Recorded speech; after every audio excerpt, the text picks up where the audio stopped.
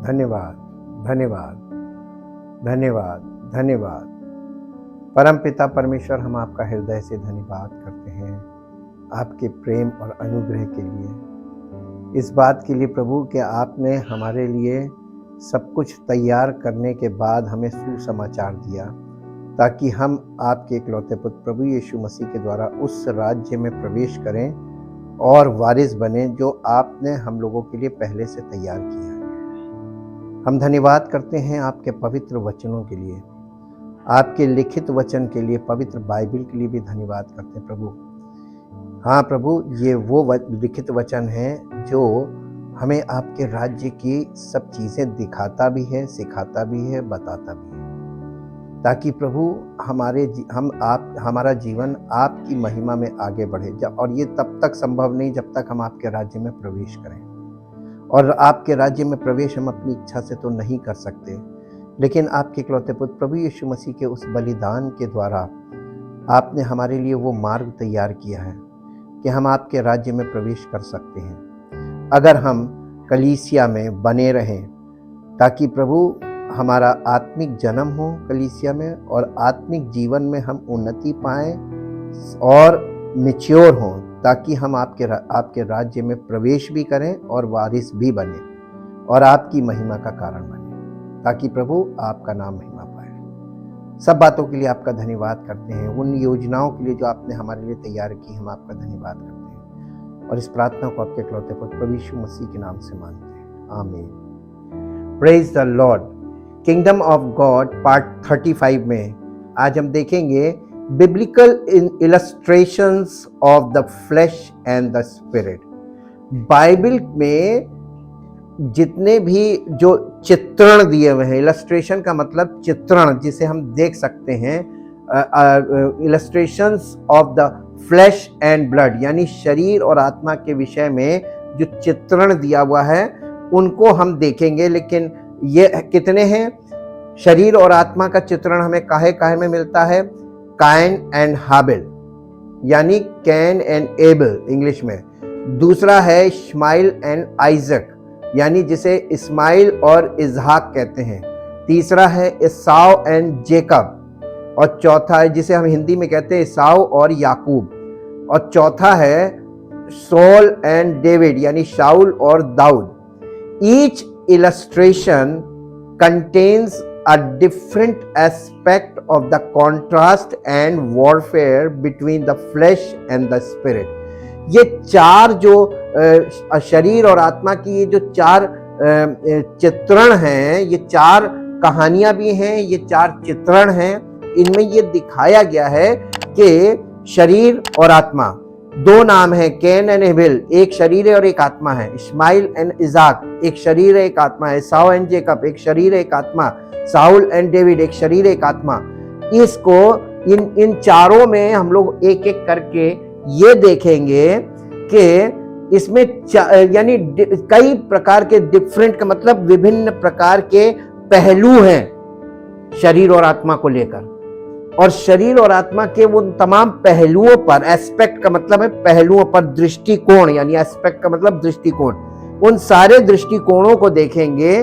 Contrast का मतलब होता है कि दोनों में अंतर, कैन और हाबिल में अंतर, इस्माइल और इजहाक में अंतर, दोनों में अंतर, and warfare between the flash and the, और शरीर और आत्मा के बीच का जो संघर्ष है उसको हम इन चारों में देख सकते हैं, जिसमें से आज हम पहला देखेंगे काइन एंड हाबिल। Both Cain and Abel made an offering to God. सबसे पहले आदम और हवा जो पहला जोड़ा था, उससे दो बच्चे पैदा हुए। पहला हुआ काइन और दूसरा हाबिल, और इन दोनों बच्चों ने परमेश्वर को भेंट चढ़ाई। अब उस जमाने में परमेश्वर को जो भेंट चढ़ाई जाती थी, बलिदान चढ़ाया जाता था, ये आराधना का एक तरीका था। ये प्रारंभिक तरीका है आराधना का। पर जो कोई परमेश्वर की आराधना करता है वो परमेश्वर को भेंट चढ़ाता था, और यही आराधना होती थी। आज भी हम लोग देखते हैं मंदिर व्यवस्था में, अपने देश में देखिए कि लोग वहां पर जाते हैं, प्रार्थना करने के लिए जाते हैं और वहां पर भेंट चढ़ा के आते, चढ़ावा चढ़ाया जाता है और यही उनकी आराधना है और चढ़ावा चढ़ाने को ही आराधना बोलते हैं। तो ये दोनों भाइयों ने परमेश्वर की आराधना की, यानी परमेश्वर को भेंट चढ़ाई और वो एबल्स वाज एक्सेप्टेड और हाबिल को परमेश्वर ने ग्रहण किया। और जिसको परमेश्वर ग्रहण करता था, जिस व्यक्ति को, उसकी भेंट को ग्रहण करता था। जिस व्यक्ति को ग्रहण नहीं करता था, उसकी भेंट को ग्रहण नहीं करता था। हाबिल को ग्रहण किया और उसकी भेंट को भी ग्रहण किया। एंड कैन्स रिफ्यूज, और कायन का एक्सेप्ट नहीं किया, उसको परमेश्वर ने एक्सेप्ट नहीं किया, ना कायन को एक्सेप्ट किया व्यक्ति को और ना उसकी भेंट को। The latter was a farmer, जो पहला है काइन, वो किसान था। And offered to God the fruit of his own sweated labour, जिसने परमेश्वर को अपने पसीना से, अपनी शक्ति से, अपने शरीर की शक्ति से पसीना बहा के उसने जो प्राप्त किया था, उसको परमेश्वर को वो भेंट चढ़ाई।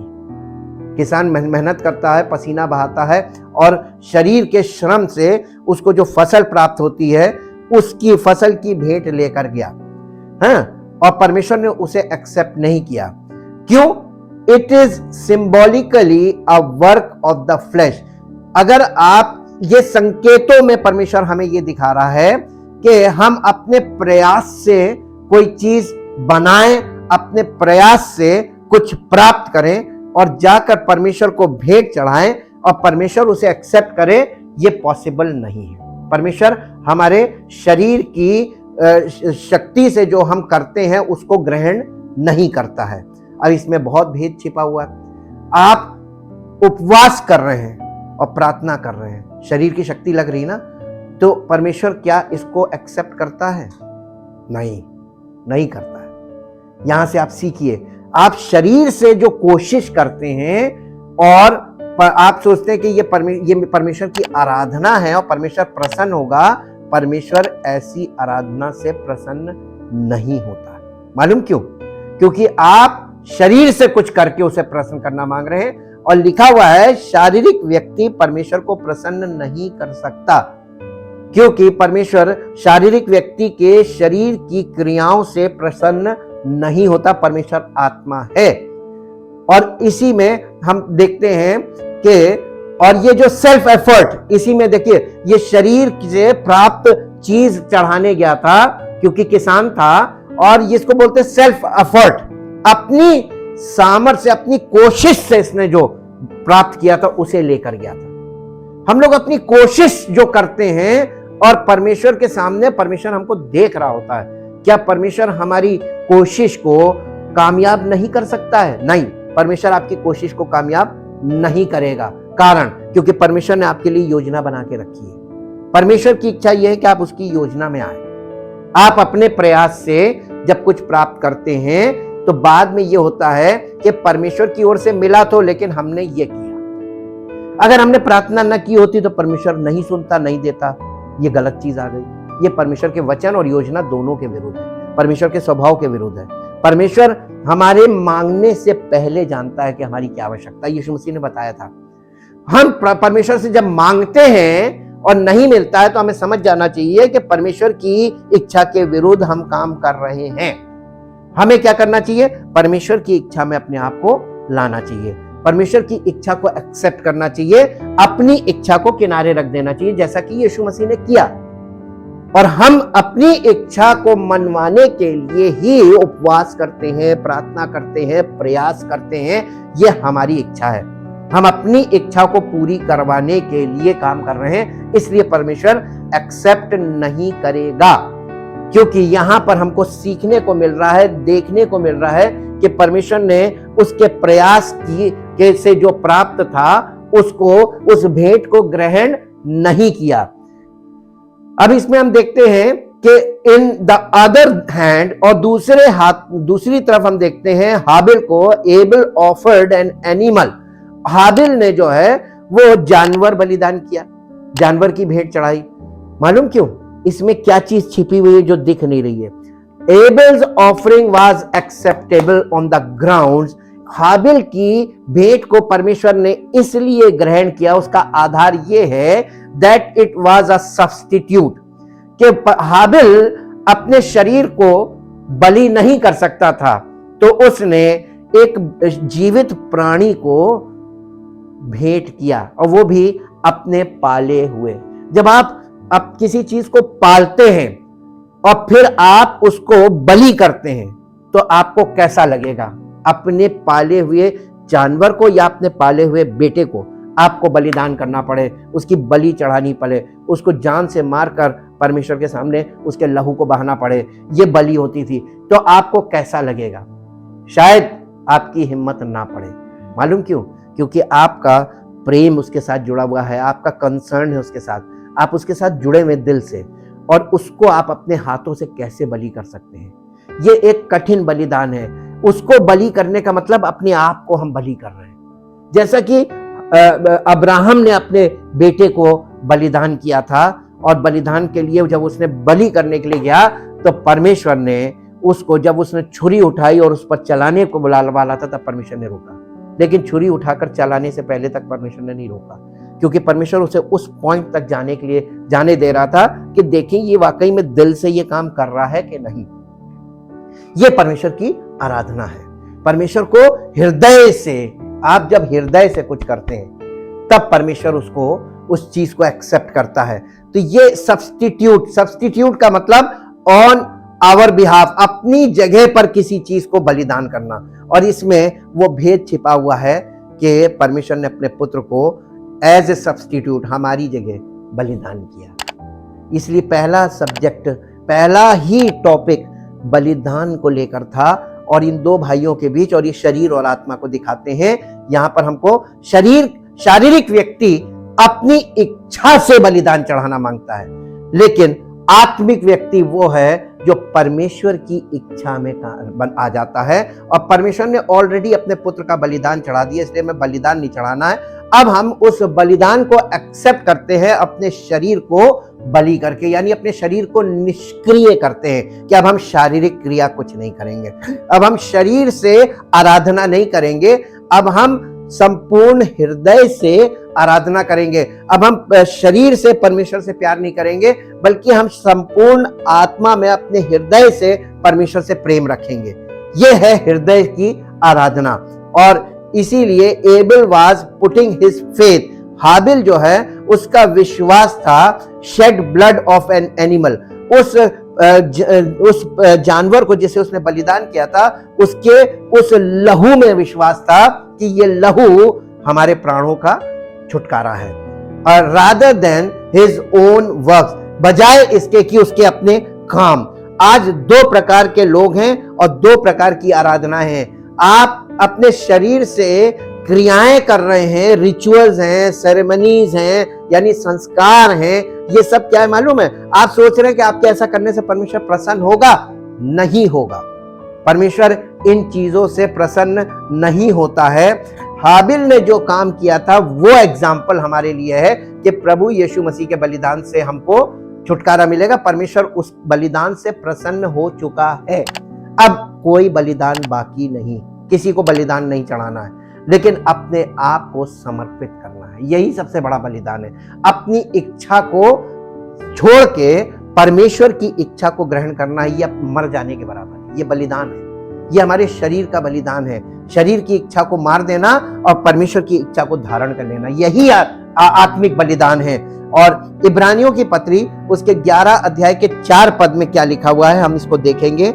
इब्रानियों की पत्री 11 अध्याय का 4 पद, विश्वास ही से हाबिल ने कैन से उत्तम बलिदान परमेश्वर के लिए चढ़ाया और उसी के द्वारा उसके धर्मी होने की गवाही भी दी गई। कैसे धर्मी ठहरा? परमेश्वर की इच्छा के अनुसार उसने काम किया, इसलिए वो धर्मी ठहरा। परमेश्वर की धार्मिकता परमेश्वर की इच्छा को धारण करने को कहते हैं। और चढ़ाया और उसी के द्वारा उसके धर्मी होने की गवाही भी दी गई, क्योंकि परमेश्वर ने उसकी भेंटों के विषय में गवाही दी और उसी के द्वारा वो मरने पर भी अब तक बातें करता है। कौन? हाबिल का लहू, क्योंकि उसको उसके भाई ने मार दिया था। उसका लहू आज भी हमसे बातें करता। कैसे? यहाँ देखिए, हाबिल का लहू बातें कर रहा हमसे कि उसने बलिदान चढ़ाया था। वो बलिदान जो परमेश्वर की इच्छा के अनुसार था, उस बलिदान को चढ़ाया था। अपने हाथ परिश्रम से पाई हुई चीजों को वो चढ़ा नहीं रहा था, वो परमेश्वर की इच्छा जान गया था और इसलिए वो परमेश्वर की इच्छा के अनुसार बलिदान चढ़ा रहा था या उसकी आराधना कर रहा था। इब्रानियों की पत्री 12 अध्याय का 24 पद क्या कहता है, यहां पर देखेंगे। 12 अध्याय और उसके 24 पद में, और नई वाचा के मध्यस्थ यीशु और छिड़काव के उस लहू के पास आए हो जो हाबिल के लहू से उत्तम बातें कहता है। यीशु मसीह का लहू हाबिल के लहू से भी उत्तम है। हम हाबिल के लहू को देखते हैं, वो परमेश्वर ने उसको धर्मी ठहराया, तो यीशु मसीह का लहू उससे उत्तम है, मतलब उससे भी ऊपर है, उससे भी दी बेस्ट है। जब परमेश्वर ने उसको ग्रहण किया तो यीशु मसीह के लहू के द्वारा हमें क्यों नहीं ग्रहण करेगा? ये रीजनिंग क्लियर हो जाती है हम जब इस चीज को देखते हैं। 7 थिंग्स। अब देखिए, इसमें हम आगे बढ़ने से पहले आपको ये बता दें कि परमेश्वर का वचन हमें किस तरीके से पवित्र आत्मा के द्वारा इन चीजों को दिखाता है, ताकि हम देखें, समझें, सीखें, ग्रहण करें और ये चीजें पवित्र आत्मा के द्वारा ये बातें हमारे जीवन में पूरी हों, ताकि हम शरीर से आत्मा में परिवर्तित हो, यानी शारीरिक मनुष्य से आत्मिक मनुष्य बनाए जाए। इसीलिए पहला कुरिन्थियों 2 अध्याय और उसके 6 पद में हम देखेंगे, 6 पद से देखेंगे परमेश्वर का ज्ञान। परमेश्वर का ज्ञान थ्योरेटिकल नहीं है। ये आप कितनी भी पोथियां पढ़ लेंगे, आपको कभी परमेश्वर का ज्ञान नहीं मिलेगा। लेकिन पवित्र आत्मा के द्वारा पवित्र आत्मा आपको परमेश्वर के वचन में वो चीजें दिखा देगा कि आपको परमेश्वर का ज्ञान हो जाएगा। परमेश्वर ने पिक्चर मैसेज क्यों रखा? मालूम क्यों? क्योंकि परमेश्वर उन लोगों की चिंता ज्यादा कर रहा था जो पढ़े लिखे नहीं हैं। और ऐसा कौन सा युग है जिस युग में पढ़े लिखे लोग नहीं है? हर युग में है। क्या आज नहीं है? क्या आगे नहीं होंगे? हमेशा होंगे। परमेश्वर किसकी चिंता कर रहा था? अनपढ़ लोगों की, है ना। पहली चीज, अनपढ़ लोगों को वो भाषा समझ में आती है जो शायद पढ़े लिखे ना समझे। जब आप कहीं पर जाते हैं, सांकेतिक भाषा बोलते हैं इसको। सांकेतिक भाषा को आप देखिए, जब आप किसी रेस्टोरेंट वगैरह में या किसी पब्लिक प्लेस में टॉयलेट पे जाते हैं, तो वहां पर पुरुष और स्त्री का केवल चिन्ह बना होता है। आपको कैसे पता चल जाता है कि ये किसका है? कभी कभी उसके नीचे इंग्लिश में ही और शी भी लिखा होता है, लेकिन जो पढ़ा लिखा नहीं है तो वो ही और शी तो नहीं पढ़ पाएगा। उसके लिए कौन सी भाषा होती है? वो ऑब्जेक्ट देख लेता है। परमेश्वर का वचन भी बिल्कुल वैसा ही है। ये पढ़े लिखों को समझ में नहीं आएगा, क्योंकि वो भाषा में फंस जाएंगे और भाषा में गड़बड़ी चली आ रही है। आप एक शब्द को आपकी भाषा में क्या बोलते हैं, उसी को दूसरे के भाषा में क्या बोलते हैं, अलग अलग है। आप अपने देश में देख लीजिए, यहां पर आप जिस चीज का जो नाम लेते हैं वो चीज, सब्जी के नाम ले लीजिए, आप यूपी में जिस सब्जी को जो बोलते हैं, महाराष्ट्र में जाइए उसका सब्जी का नाम बदल जाएगा। वहां आप कहेंगे अरे, यहां पर आप जाते हैं नमक लेने तो आप दुकान वाले से कहते हैं नमक दो, लेकिन आप महाराष्ट्र में जाते हैं तो वहां पर कहेंगे मीट दो, मीट। और यहां जाके मीट बोलेंगे, कहेगा मीट की दुकान अलग है। बिहार में लोई है, कहीं नून। ये भाषा में गड़बड़ी है और भाषा का ज्यादा उपयोग नहीं है। भाषा में आप गड़बड़ा जाएंगे। और परमेश्वर ने सारी भाषाओं को एक भाषा में बदलने के लिए सांकेतिक भाषा का इस्तेमाल किया। ये परमेश्वर का वचन सांकेतिक भी है, पिक्चर। ये इलस्ट्रेशन का मतलब यही है, सांकेतिक भाषा। जाकर देखो, और देखने के लिए आपको पढ़ने की जरूरत नहीं है, सुनने की जरूरत है। इसीलिए लिखा है विश्वास कैसे पैदा होता है? सुनने से, पढ़ने से नहीं। सुनने से पैदा होता है। विश्वास बढ़ता कैसे? सुनने से। और विश्वास परिपक्व कैसे होता? सुनने से, विश्वास करने से। और इस कारण से यीशु मसीह ने कहा था, I will build my church, मैं अपनी कलीसिया बनाऊंगा। कलीसिया में क्या होगा? लोग सुनेंगे और सुनकर देखेंगे और देखकर सुनेंगे और ग्रहण करेंगे, आत्मिक जन्म होगा और फिर वो लगातार उसको सुनेंगे, समझते जाएंगे और आत्मिक तौर पे मैच्योर होंगे, यानी डेवलपमेंट होगा स्पिरिचुअल, और फिर पवित्र आत्मा के फलों के द्वारा उनके जीवन से ये बात साबित होगी कि ये परमेश्वर के लोग हैं। इसलिए कलीसिया की स्थापना, कलीसिया एक ऐसी बॉडी, आत्मिक बॉडी है जिसमें पिता पुत्र पवित्र आत्मा वचन के द्वारा कार्य करते हैं, सामर्थ के द्वारा कार्य करते हैं, अपनी योजना के अनुसार कार्य करते हैं। और परमेश्वर की योजना में अगर शामिल होना है तो आपको कलीसिया का अंग बनना पड़ेगा। आपके शरीर के अंदर के अंग, अगर एक अंग में बीमारी हो गई तो सारे अंग अफेक्टेड होते हैं, और सारे अंग अफेक्टेड होते हैं, पूरी बॉडी अफेक्ट हो जाती है। लेकिन आपको मालूम है कि कोई भी अंग निकाल कर उसका इलाज नहीं किया जाता है। उस अंग के इलाज के लिए पूरे शरीर का इलाज किया जाता है। इलाज में पूरा शरीर लगता है ना। अब पूरे शरीर के ट्रीटमेंट से ही उस अंग को फायदा होता है। इसलिए प्रभु यीशु मसीह ने इस स्पिरिचुअल बॉडी को बनाने के लिए बोला था, ताकि इसी बॉडी में सबका इलाज हो, सारे अंगों का, ताकि पूरी बॉडी सेहतमंद हो। तो ये कलीसिया क्या है? Body of Christ. ये स्पिरिचुअल बॉडी है। ये दिखाई नहीं देगी, लेकिन ये आपके जीवन से प्रकट होगा कि आप इस बॉडी में, आपके जीवन का ट्रांसफॉर्मेशन बताएगा कि आप इस बॉडी में हैं और इसका हिस्सा है, इसलिए आपके जीवन में ये परिवर्तन हो। यहां पे लिखा है, फिर भी हम सिद्ध लोगों में ज्ञान सुनाते हैं, परंतु इस संसार का और इस संसार के नाश होने वाले हाकिमों का ज्ञान नहीं, परंतु हम परमेश्वर का वो गुप्त ज्ञान। कौन सा ज्ञान? सीक्रेट नॉलेज, भेद की रीति पर बताते हैं। पौलुस कह रहा है परमेश्वर का ज्ञान जो है वो गुप्त ज्ञान है, और इसे कैसे बताएगा? वो भेद की रीति पर। अब ये बात बड़ी आपको कठिन लगेगी सुनने में, आप समझ नहीं पाएंगे, लेकिन हम थोड़ा सा आगे बढ़ेंगे तब आपको समझ में आएगा। जिसे परमेश्वर ने सनातन से, कब से?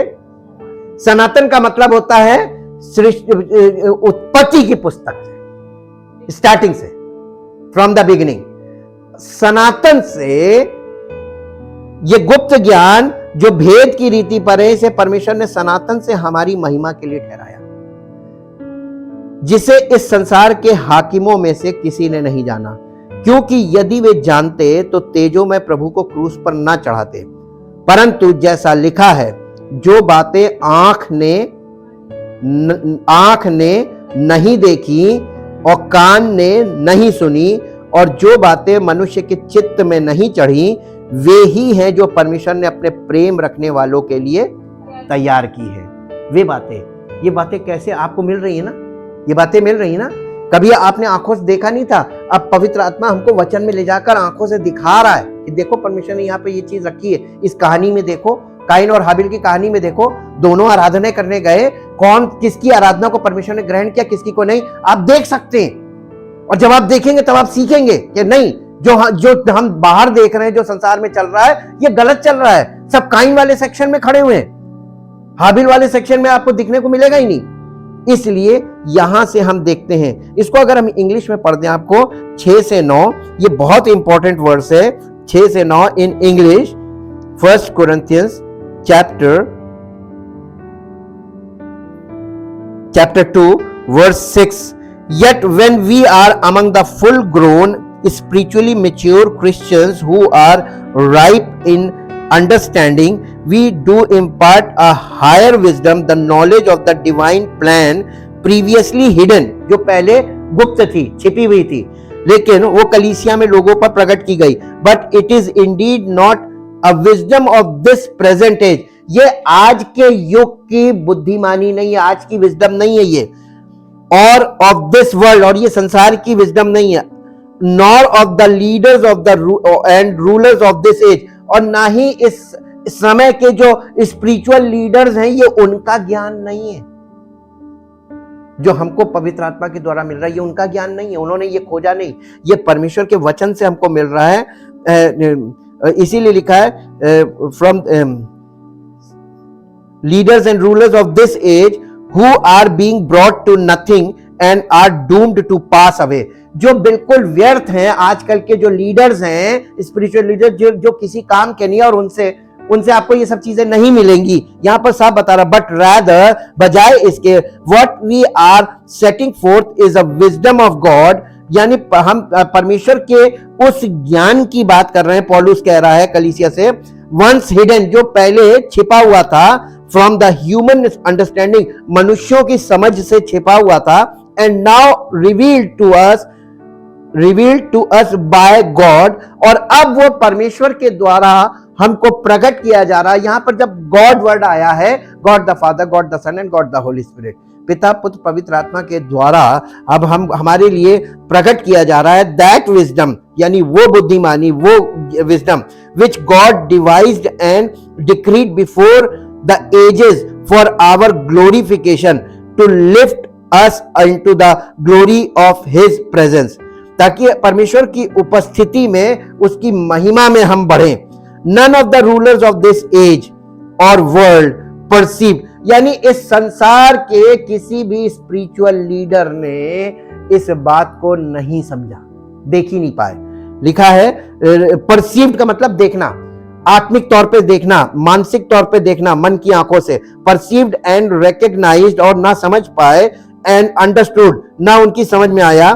This for if they had they would never have crucified the Lord of glory, अगर रिलीजियस लीडर्स को पता चल जाता, समझ में आ जाता, तो यीशु तेजो में प्रभु को क्रूस पर नहीं चढ़ाते।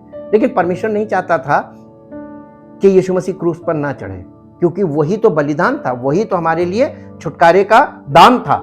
इसलिए उस समय तक तो परमेश्वर ने इन चीजों को गुप्त रहने दिया, वो प्लान ऑफ गॉड था। लेकिन कलीसिया के द्वारा परमेश्वर का ये गुप्त ज्ञान आज पवित्र आत्मा, पिता पुत्र पवित्र आत्मा के द्वारा कलीसिया के लोगों के लिए प्रकट किया जा रहा है, जो उस समय गुप्त किया था ताकि ये बलिदान हो जाए। और अब बलिदान के बाद, जी उठने के बाद, स्वर्गारोहण के बाद, पवित्र आत्मा के ले जाने के बाद कलीसिया की शुरुआत हुई। अब वही ज्ञान जो उस समय गुप्त किया था, अब उसको रिलीज किया जा रहा है, ताकि कलीसिया के हर अंग के जीवन को परमेश्वर प्रकट करे कि शरीर आत्मा, यही निर्णय है। या तो आप शरीर वाले सेक्शन में होंगे या आप आत्मा। इसीलिए पौलुस ने इस बात पर बड़ा जोर दिया कि यदि हम आत्मा के अनुसार जीवित है तो आत्मा के अनुसार चले, क्योंकि शरीर आत्मा के विरोध में और आत्मा शरीर के विरोध में लालसा करता है। और ये दोनों कहां है? हमारे अंदर। हम इन दोनों का कॉम्बिनेशन है। मैंने आपको एक वर्ड बताया था, कॉम्बिनेशन। कॉम्बिनेशन कभी मत भूलिएगा, हम लगातार आपको पॉइंट दिलाएंगे। बिना कॉम्बिनेशन के आप फिजिकल से स्पिरिचुअल को समझ नहीं पाएंगे। ये कॉम्बिनेशन है, काइन और हाबिल एक कॉम्बिनेशन है।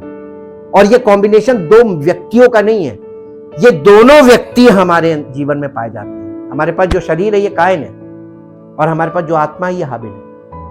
ठीक, तो कभी किसी को इस दृष्टिकोण से ना देखिए कि ये काइन है, मैं हाबिल हूं, ये गलत हो जाएगा। आप इसको दो भाग नहीं कर सकते, कॉम्बिनेशन है। कॉम्बिनेशन को हमेशा जोड़ के रखा जाता है। ठीक है, कॉम्बिनेशन वाला वर्ड हमारे हमेशा आपके दिमाग में गूंजता रहे। जब आप परमेश्वर के वचन में जाए, कॉम्बिनेशन जरूर याद रखिएगा। इसमें देखिए, आप फ्लैश एंड स्पिरिट के लिए यहां कॉम्बिनेशंस दिए हुए, डबल डबल एंड लगा हुआ ना। और कॉम्बिनेशन भोजन में क्या होता है? दाल और रोटी। खाली दाल होती या खाली रोटी होती है? दाल और रोटी, ये कॉम्बिनेशन है। दाल चावल, ये कॉम्बिनेशन है। रोटी सब्जी, ये कॉम्बिनेशन है। कॉम्बिनेशन के बिना कुछ नहीं होगा। और हमारा शरीर जो है कॉम्बिनेशन है, शरीर और आत्मा। आत्मा मृतक है, और इसके अंदर तीसरा पार्ट है प्राण। प्राण को सोल बोलते हैं। तो जब आत्मा मृतक है तो बॉडी एंड सोल, ये शारीरिक जीवन है।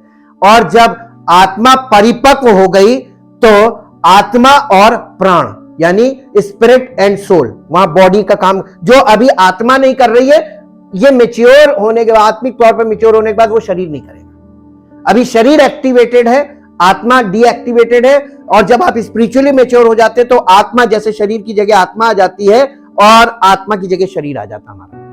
इसीलिए पौलुस कहने लगा, अब मैं जीवित ना रहा, ये फिजिकल की बात कर रहा, अपनी बॉडी की, परंतु मसीह मुझ में जीवित है, ये आत्मा की बात कर रहा। कॉम्बिनेशन, आपको हम कॉम्बिनेशन की अंडरस्टैंडिंग पर ला रहे हैं ताकि आप कॉम्बिनेशन को समझें। परमेश्वर का वचन जब आपको दो चीजें दिखा रहा है, वो दोनों चीजें अपने अंदर देखिए कि हम शारीरिक ज्यादा हैं, हम आत्मिक तौर पे मृतक हैं, या आत्मिक तौर पे अब हम अंडरस्टैंड कर रहे हैं, हम आत्मिक तौर पे ग्रो कर रहे हैं, या हम आत्मिक तौर पे मैच्योर हो गए।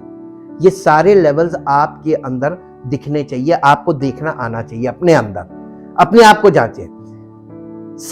देखिए सेवन थिंग्स अबाउट कायन, कैन के बारे में हम 7 बातें देखेंगे जो कैन के जीवन से हमको देखने को मिलेगी, जो हमारे शरीर से जुड़ी हुई है।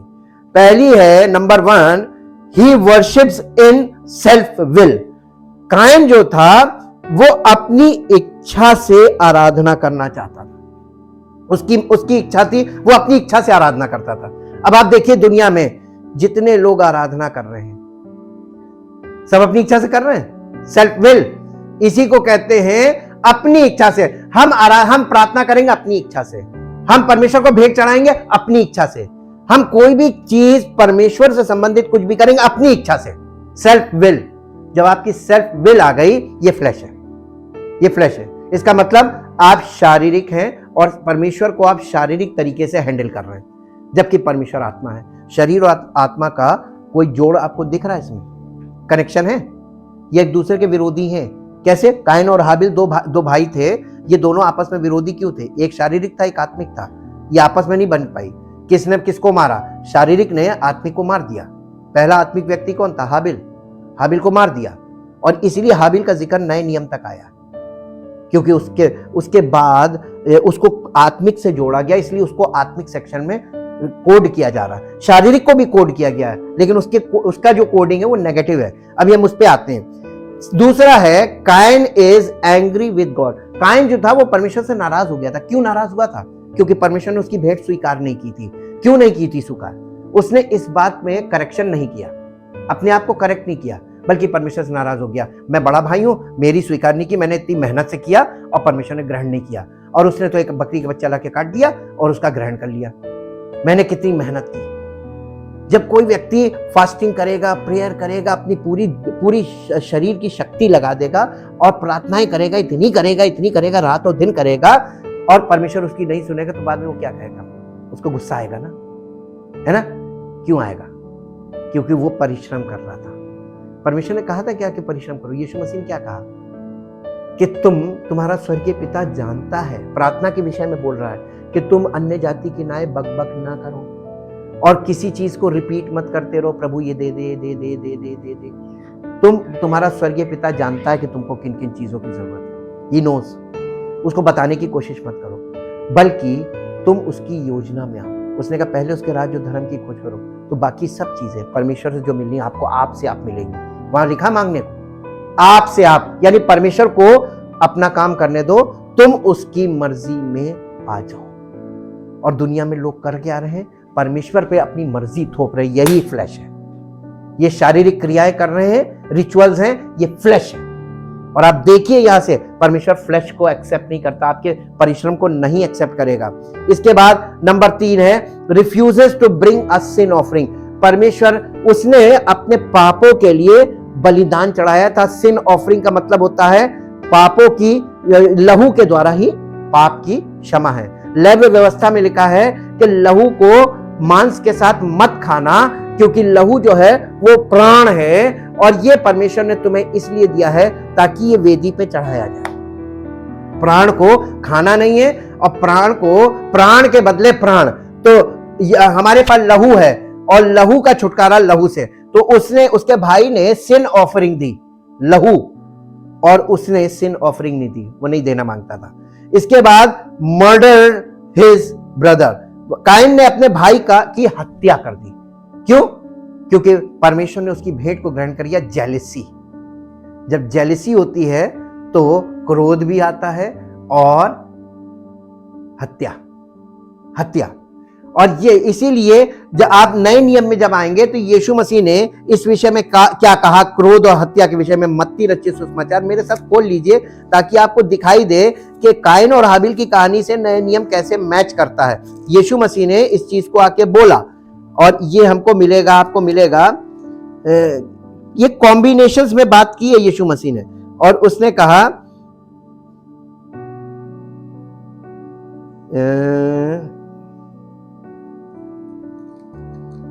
तलाक, शपथ,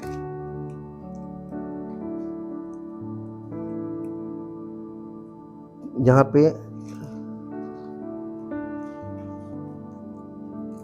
यहां से ये प्रतिशोध लिखा हुआ है, प्रतिशोध। तुम सुन चुके हो कि कहा गया था कि आंख के बदले आंख और दांत के बदले दांत, ठीक है। परंतु मैं तुमसे ये कहता हूं कि बुरे का सामना ना करना, परंतु जो कोई तेरे दाहिने गाल पर थप्पड़ मारे उसकी ओर दूसरा भी फेर दे। यदि कोई तुझ पर नालिश करके तेरा कुर्ता लेना चाहे तो उसे दोहर भी ले लेने दे। जो कोई तुझे कोस भर बेगार में ले जाए तो उसके साथ 2 कोस चला जा। जो कोई तुझसे मांगे उसे दे, और जो तुझसे उधार लेना चाहे उससे मुंह ना मोड़। ये 5 अध्याय का 38 पद है। फिर इसके बाद उसके आगे कंटिन्यूएशन है, शत्रुओं से प्रेम। तुम सुन चुके हो कि कहा गया था अपने पड़ोसी से प्रेम रखना और अपने बैरी से बैर। यही नियम आज भी चल रहा है ना। परंतु मैं तुमसे ये कहता हूं कि अपने बैरियों से प्रेम रखो और अपने सताने वालों के लिए प्रार्थना करो, जिससे तुम अपने स्वर्गीय पिता की संतान ठहरोगे, क्योंकि वो भले और बुरे दोनों पर अपना सूर्य उदय करता और धर्मी और अधर्मी दोनों पर मेघ बरसाता है। क्योंकि यदि तुम अपने प्रेम रखने वालों ही से प्रेम रखो तो तुम्हारे लिए क्या फल होगा? तब तो संसार में भी तो लोग करते हैं। क्या महसूल लेने वाले भी ऐसा नहीं करते? यदि तुम केवल अपने भाइयों ही को नमस्कार करो तो कौन सा बड़ा काम करते हो? क्या अन्य जाति भी ऐसा नहीं करते? इसलिए चाहिए कि तुम सिद्ध बनो जैसा तुम्हारा स्वर्गीय पिता सिद्ध है। और उसके बाद क्रोध के विषय में भी उसने बोला है, और क्रोध के विषय में उसने कहा है कि जो कोई अपने भाई पर क्रोध करे वो ये समझ ले जिसने उस पर क्रोध किया वो कचहरी में पीसा जाएगा, दंड के योग्य ठहरेगा। और आजकल आप देखेंगे कि ये चीजें भी हो रही हैं। हाँ, ये क्रोध और हत्या जो इसने की थी, इन दोनों का यहां पर है मत्ती रचित सुसमाचार 5 अध्याय का 21 पद। तुम सुन चुके हो कि पूर्व काल के लोगों से कहा गया था कि हत्या ना करना, और जो कोई हत्या करेगा वो कचहरी में दंड के योग्य होगा। ये बात तो लोगों को मालूम है, 10 हुक्म है हत्या ना करना, केवल इतना है। लेकिन एक बात बताइए, आप जब किसी की हत्या कर रहे हैं उसके बाद आप दलील क्या दे रहे हैं? अरे उसने हमारे साथ ये किया, हमें बर्दाश्त नहीं हुआ, हमने मार दिया। आपकी दलील कई बार ऐसी होगी कि आप लगेगा कि यार बिल्कुल सही किया, लेकिन नहीं, आपको हत्या करने का अधिकार नहीं है। आप उसकी शिकायत कर सकते थे, उस पर कार्रवाई कर सकते थे, और उसने वो हत्या कर दिया। और लिखा है कि तुम सुन चुके हो कि पूर्व काल के लोगों से कहा गया था कि हत्या ना करना, और जो कोई हत्या करेगा वो कचहरी में दंड के योग्य होगा। परंतु मैं, यीशु मसीह कह रहा, परंतु मैं तुमसे ये कहता हूं कि जो कोई अपने भाई पर क्रोध करेगा वो कचहरी में दंड के योग्य होगा। आजकल देखिए गुस्से में ही मुकदमे ठोकते हैं, दनादन, ये गुस्सा तो हत्या करने के बराबर हो गया। और जो कोई अपने भाई को निकम्मा कहेगा वो महासभा में दंड के योग्य होगा, और जो कोई कहे अरे मूर्ख वो नरक की आग के दंड के योग्य होगा। इसलिए यदि तू अपनी भेंट वेदी पर लाए और वहां तू स्मरण करे कि तेरे भाई के मन में तेरे लिए कुछ विरोध है, तो अपनी भेंट वहीं वेदी के सामने छोड़ दे और जाकर पहले अपने भाई से मेल मिलाप कर, और तब आकर अपनी भेंट चढ़ा। जब तक तू अपने मुद्दई के साथ मार्ग ही में है उससे झटपट मेल मिलाप कर ले। कहीं ऐसा ना हो कि मुद्दई तुझे हाकिम को सौंपे और हाकिम तुझे सिपाही को सौंप दे और तू बंदी गृह में डाल दिया जाए। मैं तुझसे सच सच कहता हूं कि जब तक तू कौड़ी कौड़ी भर ना दे तब तक वहां से छूटने ना पाएगा। आप ये देखिए, ये शिक्षा में क्या लिखा हुआ है। भाई ने भाई को मार दिया, प्रभु परमेश्वर को भेंट चढ़ाने गए थे दोनों। यहां पर यीशु मसीह ने अपने नए नियम में बिल्कुल सिस्टम बदल दिया। अगर तुम्हारे भाई के मन में तुम्हारे प्रति कोई विरोध है, आपका रिश्ता सही नहीं है, पहले जाकर अपना रिश्ता सही करो और फिर आकर भेंट चढ़ाओ। परमेश्वर की आराधना करने आए हो तो रिश्ता सही करके आओ। किसी से झगड़ा करके परमेश्वर की उपस्थिति में ना आना। कहने का मतलब परमेश्वर का ये, दोनों भाई आए, दोनों ने भेंट चढ़ाई और उसके बाद उसने उसका मर्डर कर दिया। आराधना करने के बाद ये कांड किया। परमेश्वर ये नहीं चाहता है कि तुम दोनों काम साथ साथ करो, शारीरिक क्रिया भी साथ साथ चले और आत्मिक भी साथ साथ, दोनों साथ साथ नहीं चल सकते, किसी एक साइड जाओ। ठीक, अब यहां से हम आगे बढ़ते हैं। लाइज टू गॉड, परमेश्वर से झूठ बोला। जब परमेश्वर ने पूछा तेरा भाई कहां है, उसने कहा क्या मैं अपने भाई का रखवाला हूं? परमेश्वर से झूठ बोल रहा है, बात बना रहा है। और इसके बाद become become a vagabond. Vagabond का मतलब समझते हैं? भगोड़ा। वेगाबॉन्ड मतलब भगोड़ा, और वो भगोड़ा हो गया। उत्पत्ति 4 अध्याय मेरे साथ निकालिए, देखिए वहां पे क्या हुआ। उत्पत्ति 4 अध्याय और उसका 14 पद पढ़ेंगे। देख, तूने आज के दिन मुझे भूमि पर से निकाला है, और मैं तेरी दृष्टि की आड़ में रहूंगा, और पृथ्वी पर भटकने वाला और भगोड़ा रहूंगा, और जो कोई मुझे पाएगा मुझे घात करेगा। ये किसके लिए बोला गया? कायन के लिए। कायन किसको दिखा रहा है? शारीरिक व्यक्ति को। आज शारीरिक व्यक्तियों के साथ यही तो हो रहा है, भटक रहे हैं शारीरिक लोग, उनका मन भटक रहा है, वो शारीरिक रूप से भटक रहे हैं, इधर जा रहे हैं उधर जा रहे हैं। भगोड़ा का मतलब कभी उधर चले गए, कभी उधर चले गए, उधर भी चले गए, जहां पाए वहां चले गए। उसने कहा उधर जाओ, उधर चले गए, उन्होंने कहा नहीं उधर जाओ, उधर चले गए। ये भगोड़ापन तो है ही, भागते फिर रहे, और उनको कहीं पर कोई परमेश्वर नाम की कोई चीज नहीं मिल रही है। और इसीलिए इसके 16 पद में लिखा है, तब कैन यहोवा के सम्मुख से निकल गया, परमेश्वर की उपस्थिति से निकल गया। ठीक, अब क्योंकि वो पापी हो गया और शारीरिक है पापी, और नोद नामक देश में जो अदन के पूर्व की ओर है रहने लगा। वो एक ऐसे स्थान पे चला गया जहां पर वीरान था, वहां उसने अपना एक शहर बसाया। आगे पढ़ेंगे घर में तो देखिए वहां पे उसने अपना एक शहर बसाया। तो शारीरिक लोग बड़े बड़े शहर बना रहे हैं, बसा रहे हैं, परमेश्वर की उपस्थिति से अलग हो रहा है। Without God life, without God life, without spirit, बिना पवित्र आत्मा के जीवन, शहर बसा रहे हैं। आज भी तो यही हो रहा है। इसके बाद आप देखिए 7वां पॉइंट है, कैन इज नेवरदलेस। नेवरदलेस का मतलब कि इसके बजाय, यानी on behalf of, in spite of, यानी कायन इसके बजाय कि वो परमेश्वर के आगे समर्पण करता, माफी मांगता, the object of the divine, यानी आत्मिक दृष्टिकोण की ओर बढ़ता, सॉलिसिट्यूड, जिसका मतलब ये होता है कि नो केयर एंड कंसर्न, उसका आत्मिक बातों से कोई संबंध नहीं, ना इच्छा, ना उसके अंदर इस चीज के लिए कोई रुझान, आत्मिक बातों के लिए। वो शारीरिक बातों की ओर देखेगा। इसीलिए शारीरिक व्यक्ति आत्मिक बातों को मन नहीं लगाता, क्योंकि उसकी दृष्टि में मूर्खता की बात है। ये वाला पद इसीलिए क्लियर हो जाता है क्योंकि शारीरिक व्यक्ति का आत्मिक बातों से कोई लगाव कभी नहीं था और कभी नहीं होगा। शारीरिक व्यक्ति आत्मिक बातें सुनेगा तो कहेगा हम बोर हो गए, उसको नींद आएगी, वो बैठ के सो जाएगा। और कलीसिया में आप देखिए जिनका इंटरेस्ट नहीं होता है वो सो जाते हैं। शरीर सो गया, शरीर मन नहीं, शरीर को पसंद नहीं है परमेश्वर का वचन, शरीर को आत्मा की बातें पसंद नहीं है। लेकिन आत्मिक व्यक्ति उस समय सतर्क बैठा होता है, उसकी भूख प्यास हो रही है, उसका पेट भर रहा है, उसकी आत्मा को भोजन मिल रहा है और उसको आत्मिक जीवन मिल रहा है, आत्मिक प्रकाश मिल रहा है। इसलिए उसकी आंखें भी खुली, उसके चेहरे से इंटरेस्ट दिखता है। जब आप बेच्योर होकर यहाँ खड़े होंगे आपको ये चीजें देखने को मिलेंगी जिनका वर्णन हम कर रहे हैं। और शारीरिक व्यक्ति सो जाता है, सुस्त हो जाता है, मन नहीं लगता, बोर हो जाता है, फोन चलाने लगता है, अपने में मगन रहता है। ये शारीरिक व्यक्ति है। हम परमेश्वर के वचन से आपको दिखाएंगे। यहूदा की पत्री, नए नियम में प्रकाशित वाक्य से पहले है यहूदा की पत्री, और उसका एक ही अध्याय है, उसके 11 पद में लिखा है, हाय उन पर, यानी जो झूठे शिक्षक है, झूठे प्रचारक है, हाय उन पर, क्योंकि वे कैन की सी चाल चले। कैन की सी चाल आपने जिंदगी भर पढ़ा होगा, समझ में नहीं आया होगा। कैन की सी चाल का मतलब है अपनी इच्छा से आराधना करना, शरीर के द्वारा आराधना करना, शारीरिक आराधना करना, प्रयास करना, परमेश्वर के सामने सब प्रकार का प्रयास। आज देखिए फिजिकल सेक्शन में आप देखेंगे तो वहां पर यही चल रहा, कैन की सी चाल चल रहा है, जैसे कैन ने किया। सब अपनी इच्छा से और शरीर से और अपने शरीर का प्रयास कर रहे हैं, शारीरिक प्रयास कर रहे हैं। ये कैन की सी चाल चले, ये सेवक लोग हैं। और आगे उसके लिखा है, हाय उन पर कि वे कैन की सी चाल चले और मजदूरी के लिए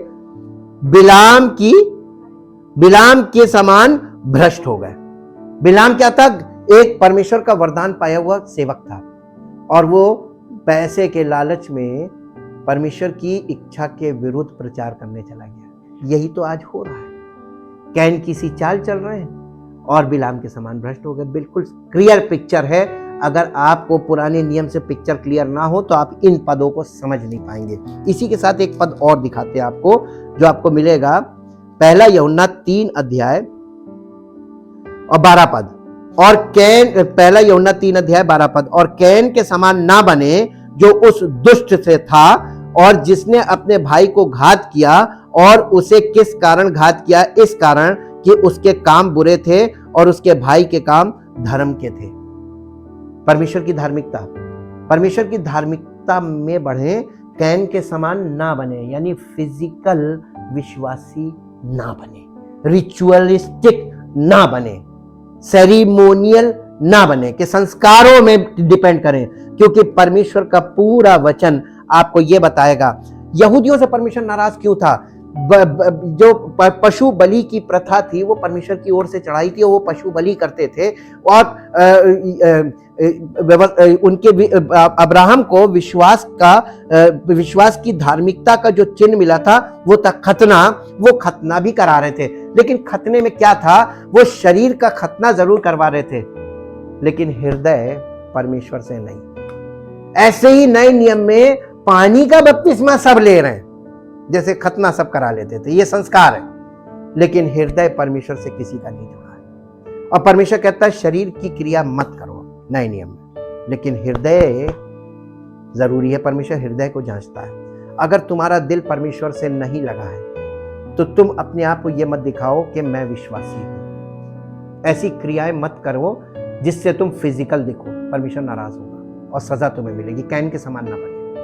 परम पिता परमेश्वर, हम आपका हृदय से धन्यवाद करते हैं आपके पवित्र वचनों के लिए, जो पवित्र आत्मा के द्वारा हम देख सक रहे हैं, समझ सक रहे हैं और नए नियम में उन बातों को पढ़कर समझ रहे हैं। प्रभु, आप हमसे क्या चाहते हैं, इसलिए प्रभु आपके सामने समर्पित होते हैं, आपकी इच्छा को अपने जीवन में ग्रहण करते हैं और अपनी इच्छा को आपके सामने बलि कर देते हैं, ताकि प्रभु आपकी मर्जी हमारे जीवन में पूरी हो। हमारे जीवन में जो कुछ हो आपकी मर्जी के अनुसार हो, चाहे वो हमें अच्छा ना लगे, तब भी हम आपकी इच्छा को अप्रिशिएट करते हैं, क्योंकि आपकी इच्छा हमारी भलाई के लिए है, जो हमें बाद में समझ में आती है। सारी महिमा आपको मिले, इस प्रार्थना को आपके इकलौते पुत्र प्रभु यीशु मसीह के नाम से मांगते हैं, आमीन। Praise the Lord. परमेश्वर आपको आशीष दे।